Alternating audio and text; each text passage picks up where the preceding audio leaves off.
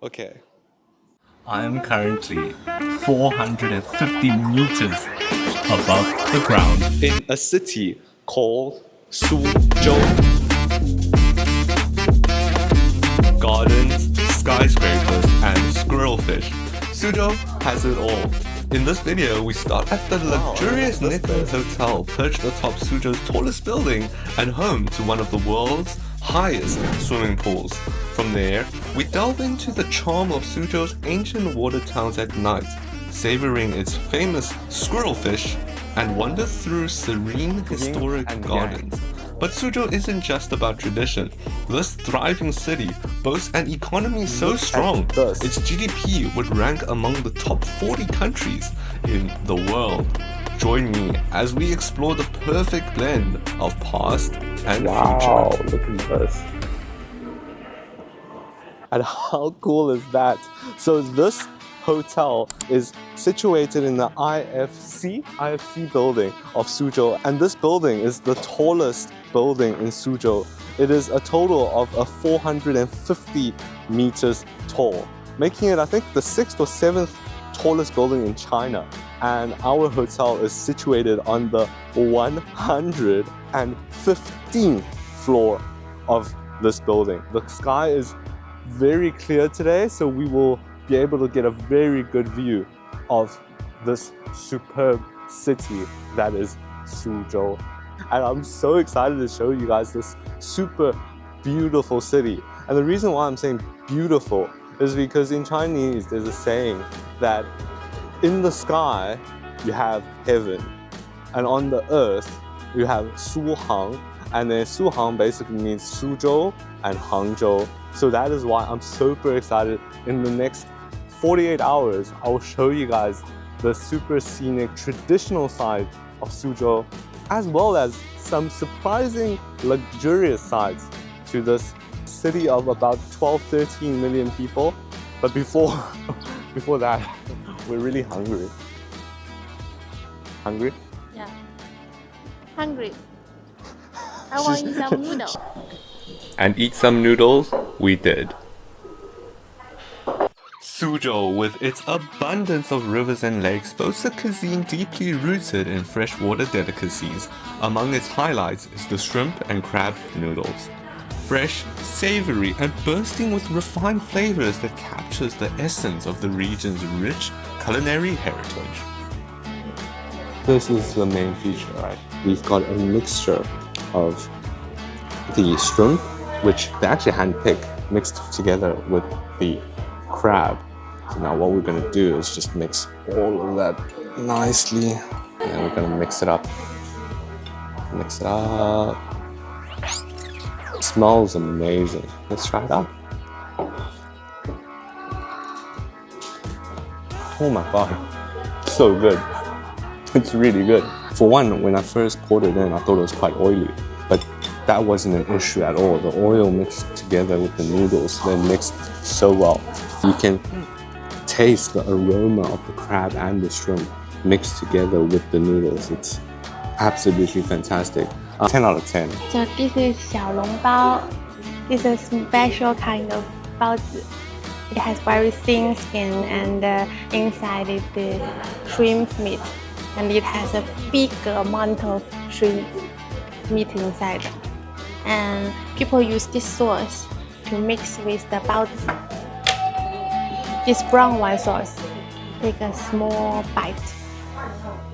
It's really good. Delicious.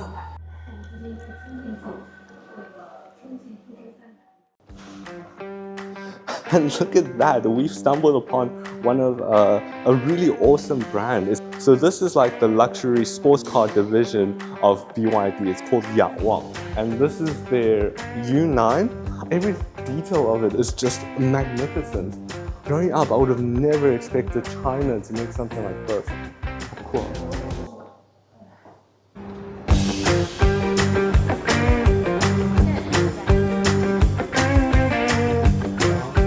Very kindly provided a sofa.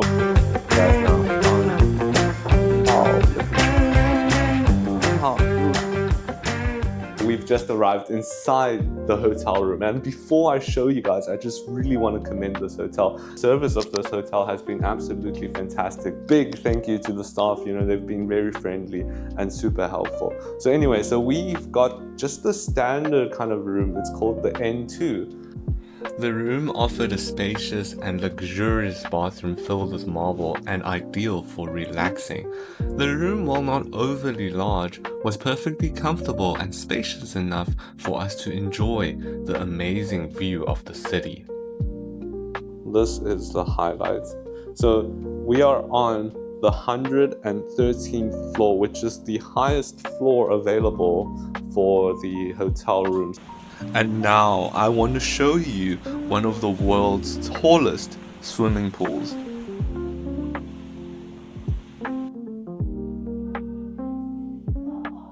The architecture of this city is phenomenal. It's definitely a modern contemporary twist to what is traditional Chinese elegant building and design. And what's so phenomenal is that it feels so organic, it feels so real and natural, because as I look outside I see this little island in the middle of a lake, and it just feels so natural. It's not man-made, because it really isn't.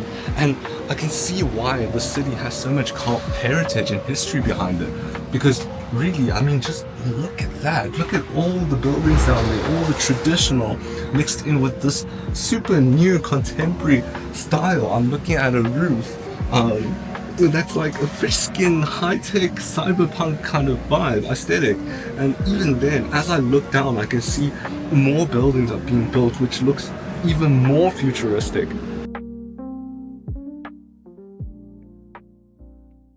The lights are turning on, and now it is so beautiful outside. We are on our way to one of the tourist attractions of Suzhou. You say it's a tourist attraction, but it's actually literally just part of the city streets. Super excited to check it out. It's already nighttime, and the city is transforming by the minute. As more lights are coming up, as it gets darker, it's just getting so much, even more pretty. We've just arrived at the spot where the taxi dropped us off. Lots of people, but yeah, I think it's where we wanted to go. This place is called like Pingjiang Road. So we're seeing what we wanted to see, that Jiangnan style kind of. So many people. Yeah, just so many people. But yeah, it's just that style of architecture. How cool is that? What is this? Yan. Ah, it's like a dessert shop. I think one of the most popular things to do here is for people to dress up. I don't know if you guys can see it. It's like everyone is dressed up here, and even there, it's like dressed up and taking photos. But like I've seen so many people do this. It's like everyone's really just trying to get that perfect photo. Ah, Regina's favorite.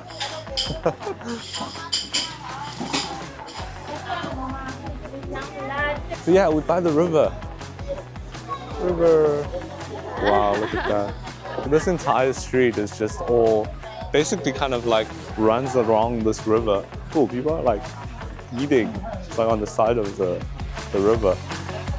Pingjiang Road is a historical gem in Suzhou, dating back to the Song Dynasty over 800 years ago.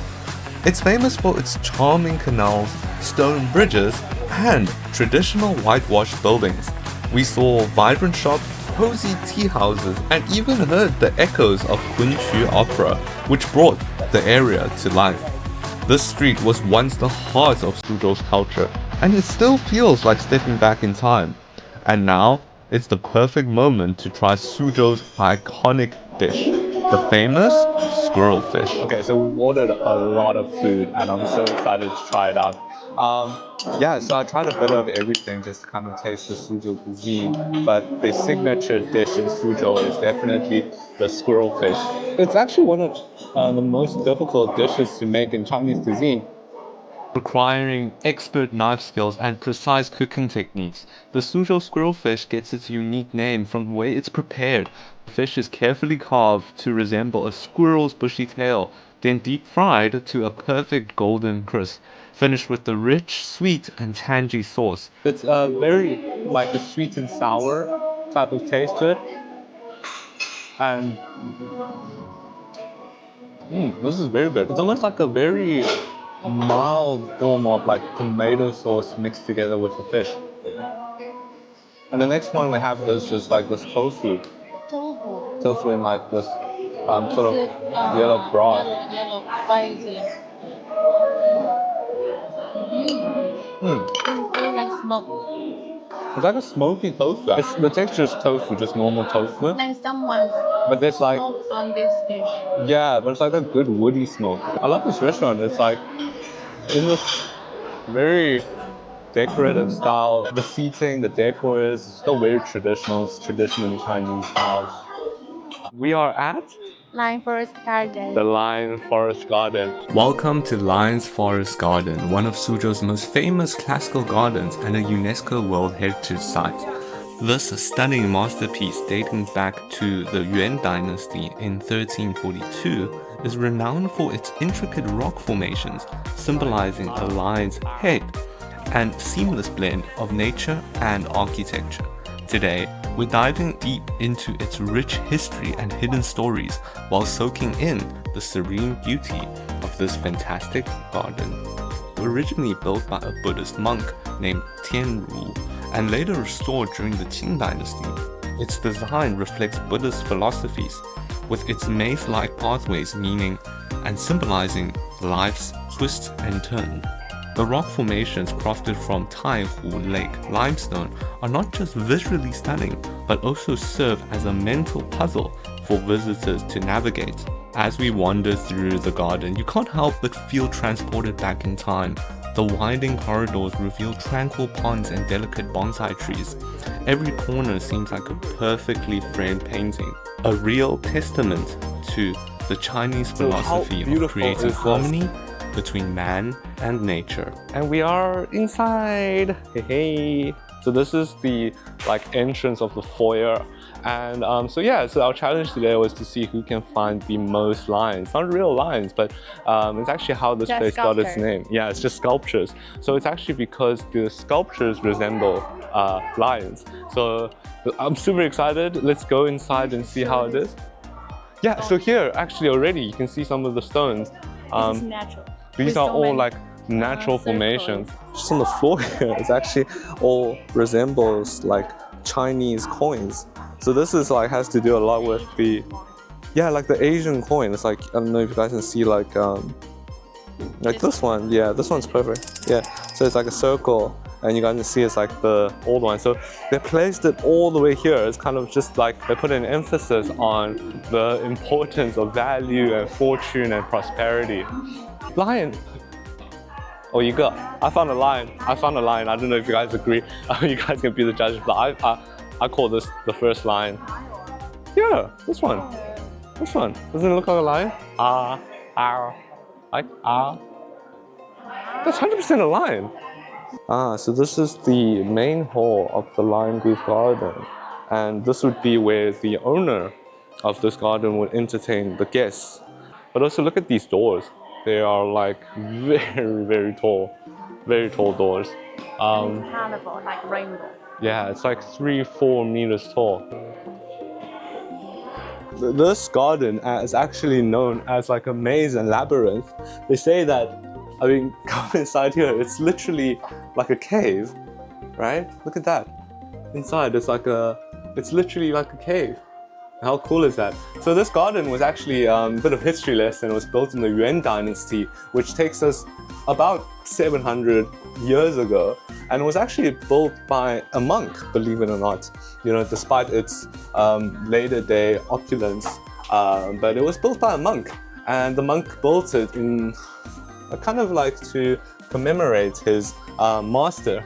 They said that you can spot about 500 of lions I don't know if I could spot 500. We're on 3 so far and we've been inside for a while now. But yeah, so this place without a doubt is very famous for its rockeries and this distinct Suzhou styled architecture, which is the white wall and then with like a stone kind of roof.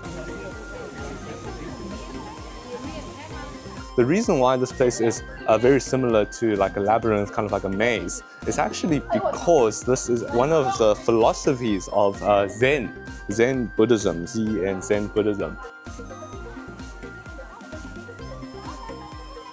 The more we come inside, the more kind of like, I want to use the word mystical, it comes into here. The Buddhism, oh, how beautiful is that? So you can actually see the like a river here, and then you can see the fish with the pond. Very, very beautiful.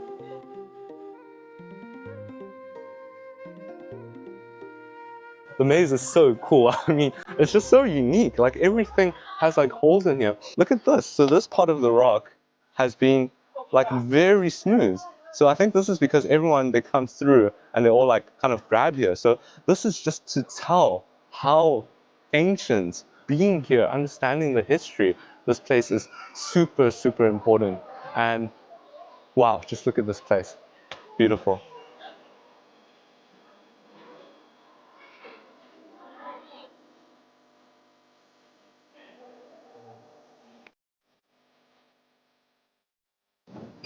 So Georgina and I are actually just walking out of the tourist area. And so this is actually a road. You can see there's a lot of like electric bikes going through. But that's what I love about Suzhou. Like just inside here, there's actually people living inside there still to this day. So it's really cool to see that, you know, it's not only like the tourist areas are like this, but even if we just go to like a residential street, it's still very traditional. There must have been so many interesting characters that have lived in these houses, you know, so many years ago. But yeah, so some of these have been turned into like very interesting hotels, hostels. But even, look at that. You know, still quite like a very traditional form of transport. You know, the guy cycling with 2 people in the back.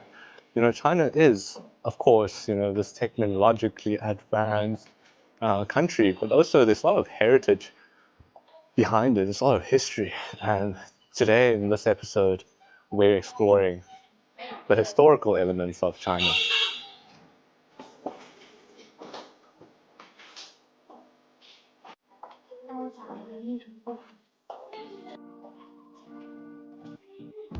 So now we've got onto this random like walking street. Yeah, it's very cool. It's very wide, slightly more modern. And I'll show you guys just now. It's like we saw this beautiful like see-through. You know, it's a bit unfortunate that it's a bit late now. I can imagine like how blue it must be during the sunlight. Yeah, when it's very bright. But now, yeah, I think we're very hungry. We need to go find something to eat.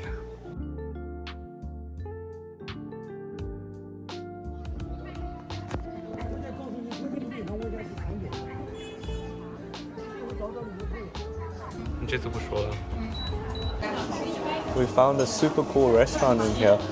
It's just like a hot pot restaurant, but the decor was really cool. And it looks awesome, kind of like just a normal hot pot, if anything. But this is what we really came for, these 2 delicacies. These are like a very Suzhou style dessert. Yeah, so looking.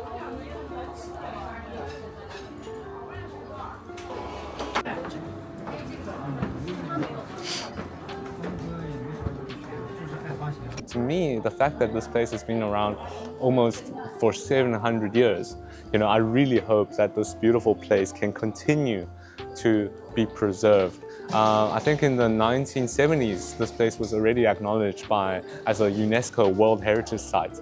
So personally, I really hope that this place can be thriving for as long as possible, because it's such an important part of Chinese history and culture. Anyways, I think that concludes this video. It's a very nice place to end. Thank you so much for watching. If you guys could please just drop a like, comment, or subscribe, that really helps a lot. And I hope to see you guys next time. Bye-bye.